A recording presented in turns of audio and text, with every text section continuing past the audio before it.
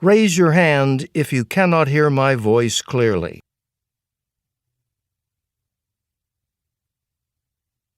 The listening section has 42 questions. Follow along as you listen to the directions to the listening section. Directions. In this section of the test, you will hear a teacher or other school staff member talking to students. Each talk is followed by one question. Choose the best answer to each question and mark the letter of the correct answer on your answer sheet.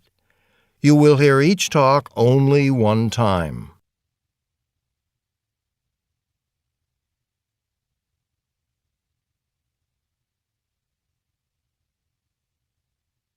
Here is an example. Listen to a teacher speaking to a class. Today we have a new student joining our class. Her name is Sarita, and she just moved here with her family. I'd like you to all make Sarita feel welcome by showing her around the school and explaining how to find the gym and library. Remember that she doesn't know anyone here, so please be friendly. What does the teacher want the students to do? Now read the answer choices.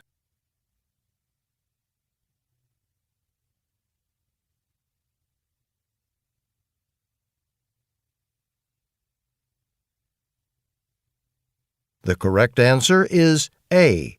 Help a new classmate. Here is another example. Listen to a music teacher talking to a class. The next song I will play will feature some very interesting instruments. I'll turn up the volume a little bit so you can hear these instruments in the background. So sit back and enjoy the music. When this piece is over, we'll have a discussion about it. What will the students probably do next? Now read the answer choices.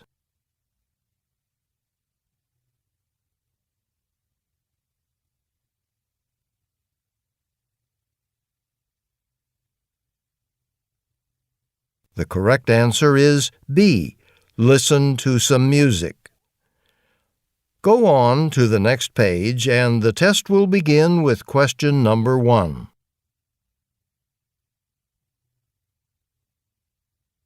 Number 1.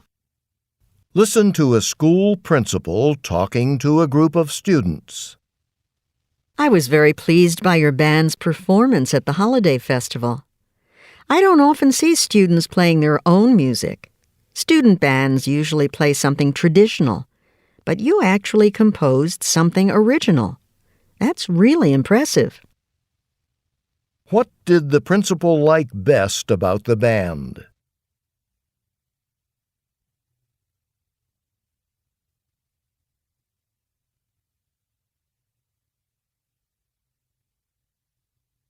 Number 2.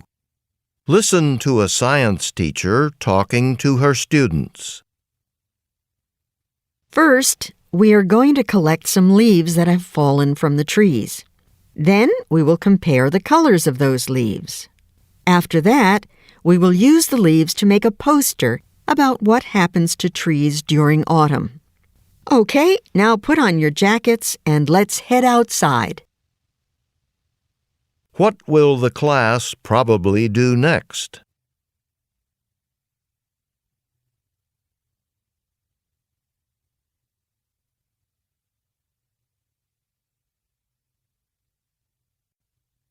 Number 3. Listen to an art teacher talking to a class. Today we're going to begin our lesson on sculptures. Because we are going to work with clay and it can get pretty messy, I'm going to stop you all about 10 minutes before class ends. Then you can start cleaning up your workstations and put away your supplies. What is the purpose of the talk?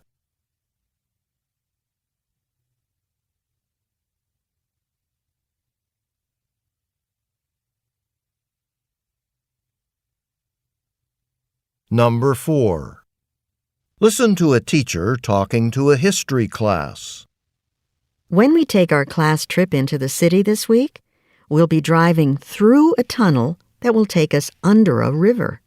It's so easy to take a train or car into the city today by using one of the tunnels that we don't think much about the fact that we're crossing a river. But in the city's early days, the only way to get to the city was by boat. I want you to keep this in mind as we learn more about the city's history. What is the teacher explaining?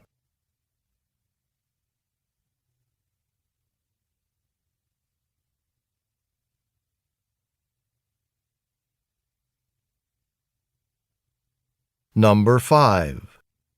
Listen to a teacher talking to his class. As you know, tomorrow we'll be planting trees in the park. A few dozen saplings will be provided, and you'll be given gardening tools to dig holes for the trees. One important thing to remember, gardening involves working with dirt, so don't come to school in nice clothes. Make sure to dress in something old, something you wouldn't mind getting dirty. What does the teacher tell the students to do?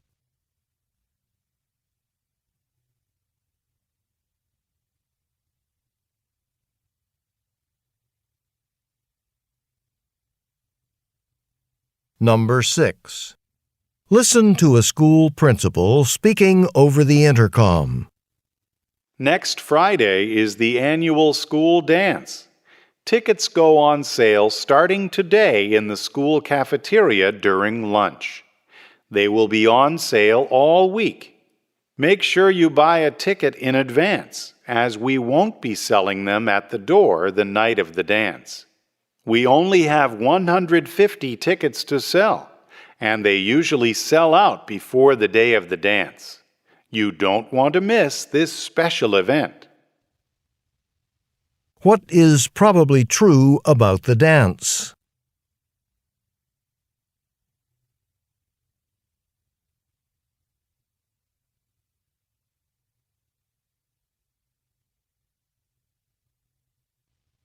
Number 7. Listen to a geography teacher talking in a classroom. Now we're going to watch a documentary program about one of the countries we've been discussing in class. But I'm afraid it's a little too bright in here. Could someone please draw the curtains while I turn on the TV? Then there won't be any glare on the screen and everyone will be able to see just fine. What does the teacher ask?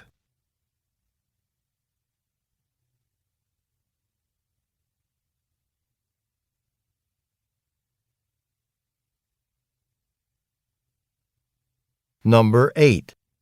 Listen to a history teacher speaking to his class. In order to understand a little more about the life of United States President Abraham Lincoln, we are going to watch a short video. I want you to take notes during the video and think about what we have learned so far. Afterward, we will have a discussion about Lincoln's life. What will the students probably do next?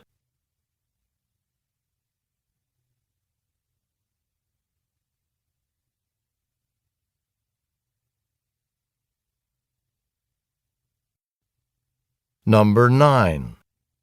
Listen to an English teacher speaking to her class.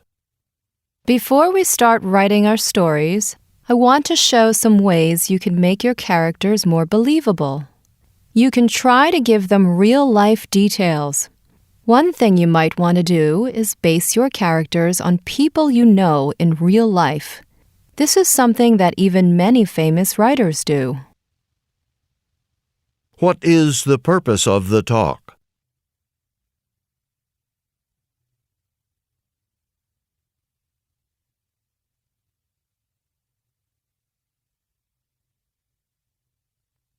Number 10. Listen to a teacher talking in a history class. Throughout history, people all around the world have invented many different writing systems. One interesting alphabet is the so-called Futhark, which was used in Norway 1,000 years ago. Futhark is an exceptional system because it is the shortest known alphabet in the world. It only had 16 letters. While some writing systems, like Chinese, can have many thousands of symbols, Futhark made do with just 16 characters. What point does the speaker make about the alphabet in ancient Norway?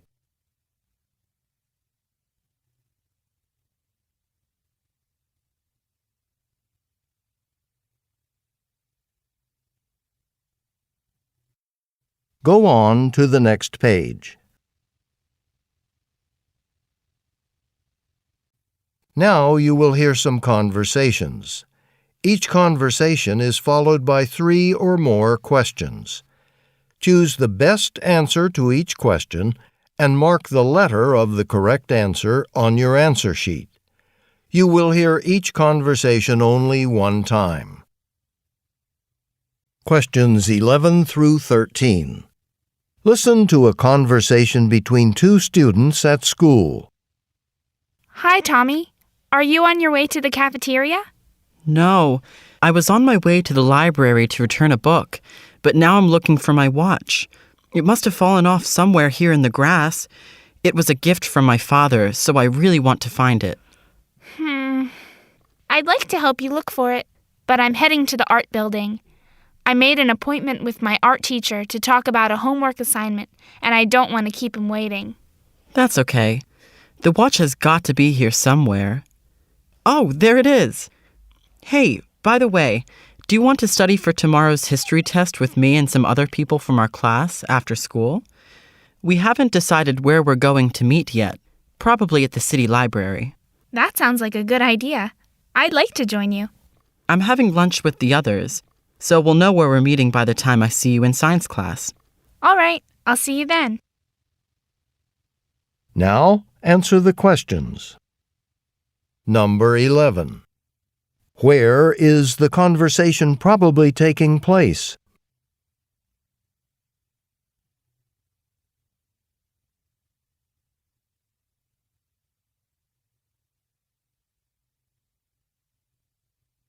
Number 12. What did the boy lose?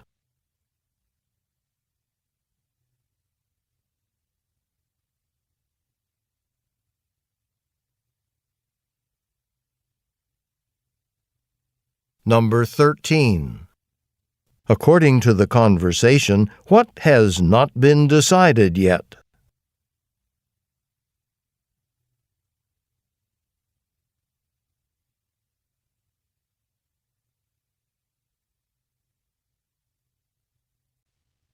Questions 14 through 17.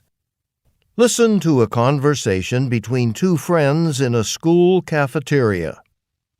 Look, the cafeteria is almost empty. We won't have to wait in line too long. Good idea. Let's get something now before it gets too crowded. I think I'll have one of the salads today and something to drink. But I can't make up my mind which drink to choose. It's hard to pick something when there are so many different kinds to choose from. It's better to have too many choices than not enough. Why don't you have something you've never tried before? Maybe you can discover something new that you like. That's a really good idea. And what about you? Are you going to have a salad too? I think so. And maybe a bottle of juice. And a cup of that soup, too. It looks really good. But I'll definitely pass on the dessert items. I've been eating way too many sweet things lately. Now answer the questions. Number 14. What are the speakers happy to see when they enter the cafeteria?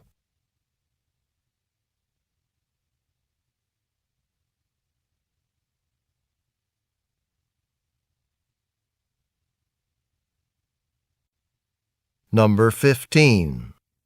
What do the speakers say about the drinks in the cafeteria?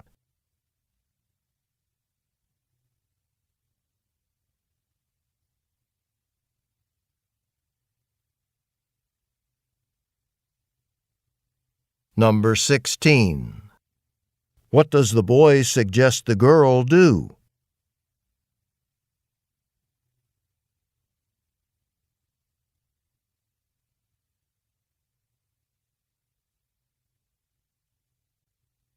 Number 17.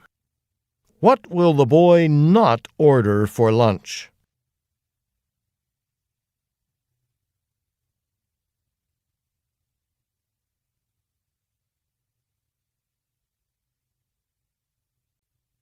Questions 18 through 21. Listen to a conversation between two students at school.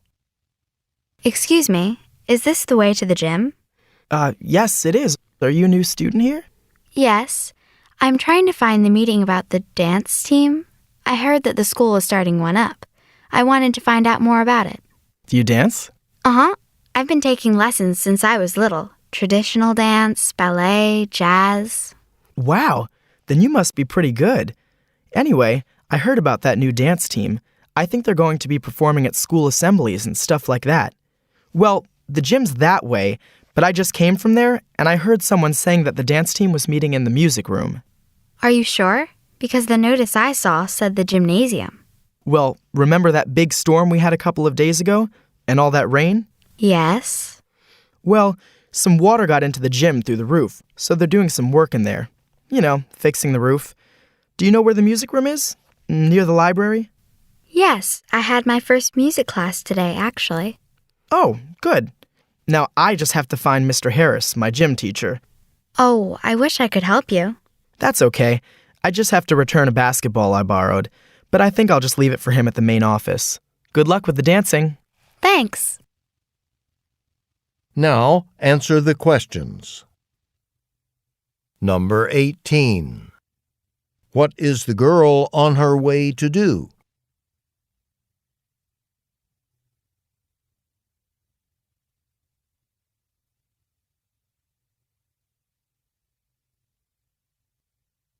Number 19.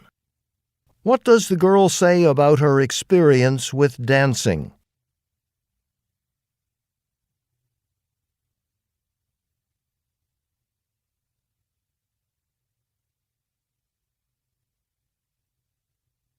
Number 20. What happened because of a rainstorm?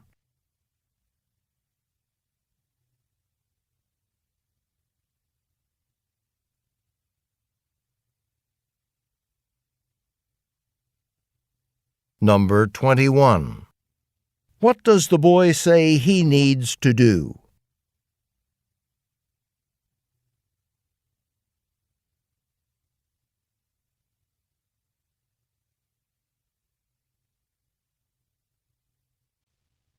Questions 22 through 25.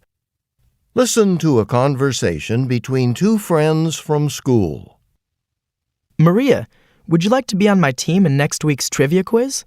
Trivia quiz? I've heard about it, but I don't know exactly what it is.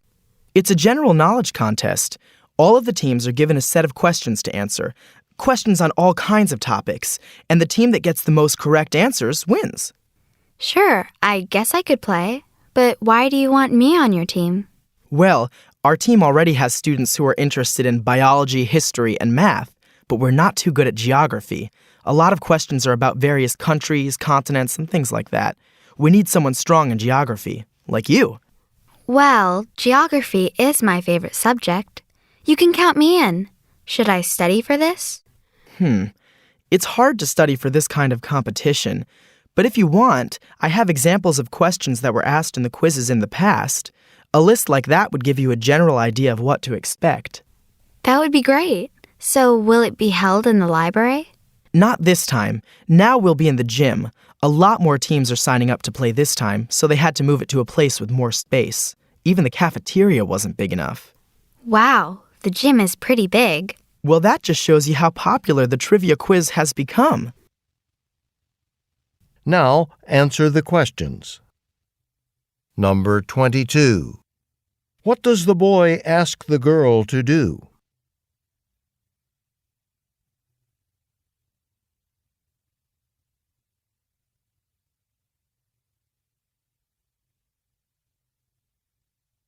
Number 23. What subject is the girl interested in?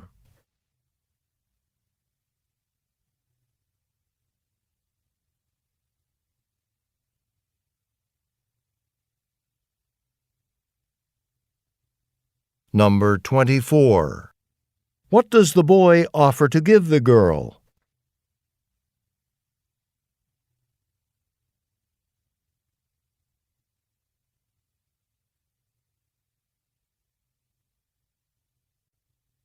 Number 25.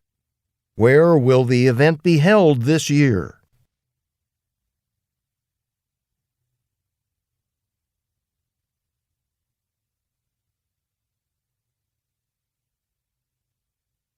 Go on to the next page. Now you will hear some talks and discussions about academic topics. Each talk or discussion is followed by 4 or more questions. Choose the best answer to each question and mark the letter of the correct answer on your answer sheet. You will hear each talk or discussion only one time. Questions 26 through 29. Listen to a teacher talking in a history class. When people think of life in Europe hundreds of years ago, they often think of castles built of stone with huge towers. Castles were the homes of kings and queens and other powerful people. Hundreds of relatives, soldiers, and workers also lived there. The kitchen was a very important place in a castle. It was busy all day and every day. A castle's kitchen was usually located a good distance away from other castle rooms and buildings, especially the Great Hall, a large room where people gathered for meals and other activities. This was because of the danger of fires. The kitchen staff needed to use fire for cooking. But sometimes kitchen fires accidentally grew out of control and could spread to other parts of the castle. That's why the kitchen was usually far away. Each kitchen also had a garden where vegetables were grown. Back then, food could not be frozen or kept in refrigerators like today. Some vegetables could be stored underground, but not for long. So most vegetables were picked fresh from the castle garden as they were needed. But of course, a king's dinner consisted of many other ingredients like bread, meat, and fish. To prepare a full meal, many cooks were needed. The castle kitchen employed a whole team of people, some of whom made bread, and others who prepared desserts or cooked meat dishes. The chef was like a head manager, who was responsible for making sure that the team of assistants did their job right. Although chefs would also be involved in the cooking of some parts of the meal, their main task was to supervise the whole team. Now answer the questions. Number 26. What is the main topic of the talk?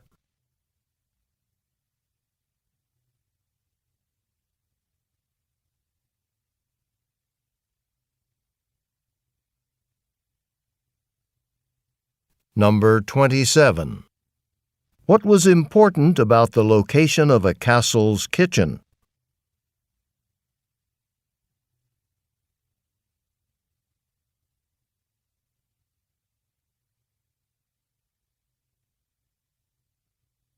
Number 28. What does the teacher say about vegetables?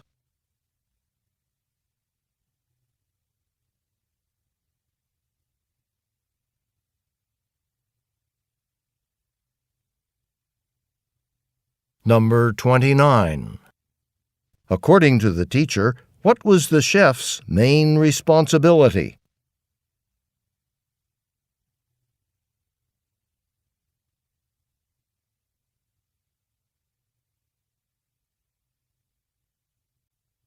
Questions 30 through 33. Now you will hear part of a radio program.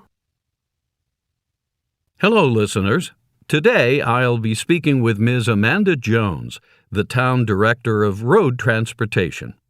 Thank you for joining us. It's my pleasure.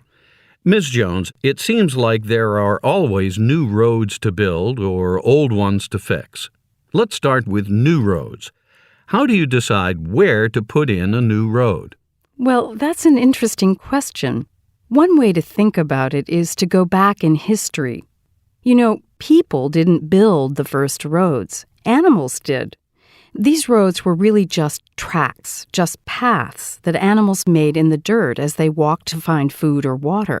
Then people started to use them. In fact, some of the roads we drive on today were at one time paths made by wild animals. But we humans began making roads for ourselves at some point, right? Yes, of course. We made them when we needed them, which happened when we started to settle in communities, and we wanted to trade with people in other communities. Even then, the roads were pretty simple. Let me ask a question. Why would we need anything more, like paved roads? Well, I suppose when we wanted to carry things, when we built vehicles, like carts and wagons. Exactly. And that's when you start to see better roads, roads made with logs, or better yet, stone or brick, and roads made with good drainage. A good road has to have a place for water to go. Rainwater can really damage a road or even wash it away. In England, thousands of years ago, people made roads on ridges, along the cliffs and hills beside streams and rivers. Why? Because it's drier there. Ridgeways, they called them. Some ridgeways still exist in England. They're still used today for walking and hiking. Now, road building really started to increase when nations began to grow. In ancient India, rulers created big road networks. It helped them to control a lot of land from central cities. And the Romans became excellent road builders. After all, they had a huge empire to connect together. But the roads in ancient Greece were not as good as those of the Romans. They didn't put as much effort into road building. Why? Because Greece is full of islands, and they traveled more by boat. Now answer the questions. Number 30. What are the speakers mainly talking about?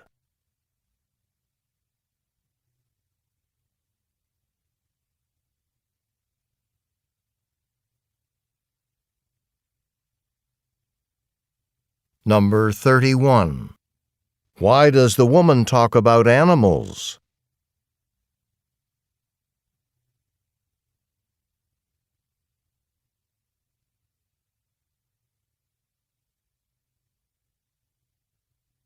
Number 32.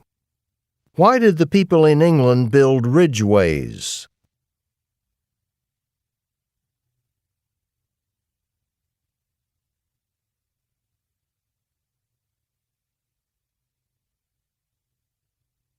Number 33. What does the woman say about roads in ancient Greece?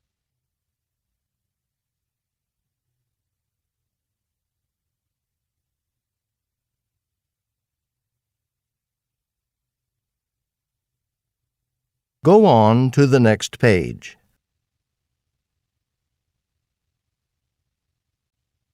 Questions 34 through 38. Now you will hear a speaker talking to a class on a trip to a marine aquarium. Hello, everyone. Thank you for visiting the aquarium today. I hope you've enjoyed seeing the thousands of fish we have here, as well as the other sea animals. During the next hour, we're going to show you some more sea creatures. They all come from a body of water called the Sargasso Sea. The Sargasso Sea is actually part of the Atlantic Ocean. What I mean is, it isn't a separate body of water. It's more like a sea within an ocean. It's located off the southern half of North America, and it is very large. It covers millions of kilometers. Now, a couple of things make it distinctive. First, and probably most important, the waters there are very calm and warm. There's also very little wind there. Surrounding the Sargasso Sea are water currents in the Atlantic that move in a circular motion counterclockwise. This water swirls around the Sargasso Sea. Because of the way these currents move, the water in the middle of the Sargasso Sea doesn't move much at all. Because of the still waters and the lack of wind, sailing ships crossing the Atlantic travel much more slowly when they get to the Sargasso Sea. Without wind, sailboats can get stuck there for long periods. Something else that's unusual about the Sargasso Sea is the seaweed floating on its surface. Large amounts of a kind of seaweed called sargassum float on top of the water there. And because of the currents, the seaweed stays in the Sargasso Sea. It's kind of held in place by the rotating currents. Now, this seaweed is what interests us most here at the aquarium because it supports all kinds of sea life, like shrimp, crabs, and fish. Sargassum creates an ecosystem for them to live in. What makes this ecosystem quite remarkable is that the creatures there are ones you'd expect to find much closer to shore, much closer to land, not out in the middle of the Atlantic Ocean. Most likely, sargassum probably did not exist in the Sargasso originally.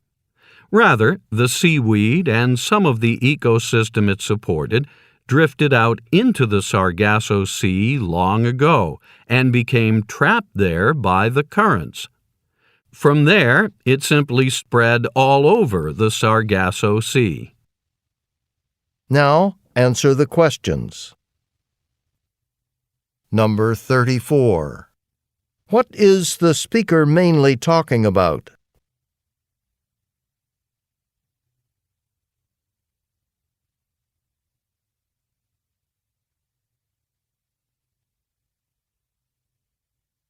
Number 35. According to the speaker, what do certain currents in the Atlantic Ocean do?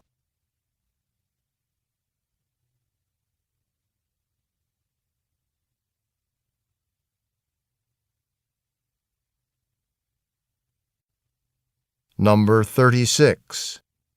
What is the speaker explaining when he mentions sailing ships?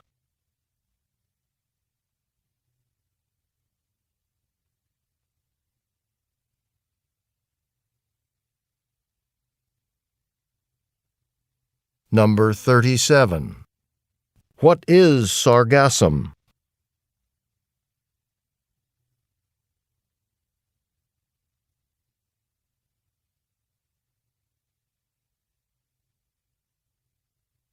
Number 38. According to the speaker, what is surprising about some animal species that live in the Sargasso Sea?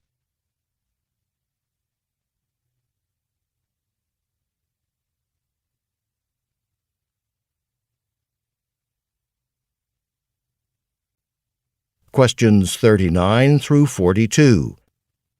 Listen to part of a discussion in a science class. Since you all seemed to like our discussion last week, I thought we'd continue talking about unusual animals. Have any of you ever heard of an animal called the narwhal? No, but whale sounds kind of like whale. Is a narwhal a kind of whale? In fact, it is. The narwhal is a species of whale that lives in the cold waters of the Arctic Ocean. Now, both male and female narwhals have teeth, but the male's teeth look very strange. This is because the male narwhal has one long, straight tooth. How long? It's about 7 to 10 feet long. That's longer than the height of the tallest person in the world. Since this one tooth is so long and pointy, a lot of people say it looks like the horn of a unicorn. In fact, sailors in the old days used to call the narwhal the unicorn of the sea. Some people even thought that it had magical powers. Why did they think it was magical? Because of the big tooth? Precisely.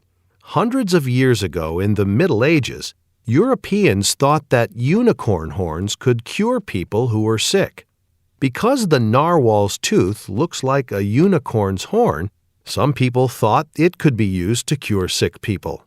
As a result, narwhal teeth were considered quite valuable, and they were sold by merchants for a lot of money. So why do narwhals have this long tooth? Do they use it to protect themselves? Well, we're not sure. But a lot of scientists agree that male narwhals probably use it to attract female mates, the way a male peacock uses his beautiful feathers to attract a mate. The female narwhal will choose the male with the longest tooth, the same way that the female peacock chooses the male with the most beautiful feathers. Now, answer the questions. Number 39. What is the main topic of the talk?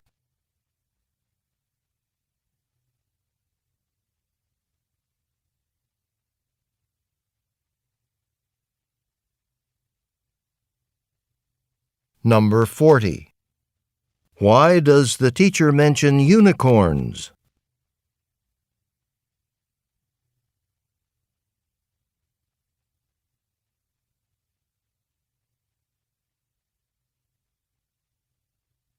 Number 41. Why did people in Europe hundreds of years ago think the narwhal was special?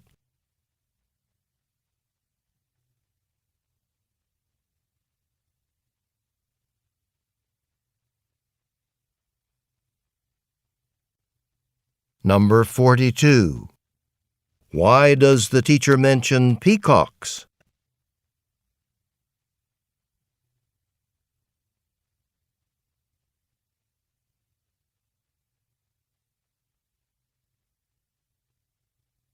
Stop. This is the end of the listening section.